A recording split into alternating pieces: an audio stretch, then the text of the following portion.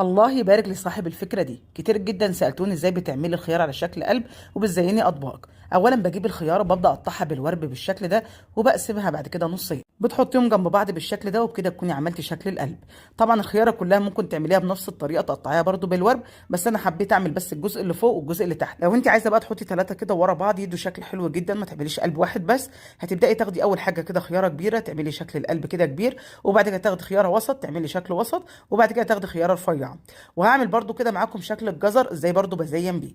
بنعمل كده شكل 8 كده صغيره، وبتبداي تشيلي التمانية دي. طريقه الجزر برضو سهله جدا زي ما انتم شايفين كده، ما بتاخدش اي وقت خالص. في دقيقه تكوني مزينه الطبق بتاعك، العين اللي بتاكل الاول قبل البق. فزينوا كده اطباقكم حاجه كده تفتح النفس بجد لاولادكم. شايفين الجمال؟ الله اكبر. انا هنا بطأت المقطع عشان تشوفوا انا بقطعها ازاي. بعمل بقى برضو ايه في الجزر، واحده كبيره واحده وسط واحده صغيره. شايفين الجمال؟ اعتقد بقى مفيش احلى من كده. اي سرفيس كبير بقى كده هتحطي مثلا ايه الخيار على الجنب،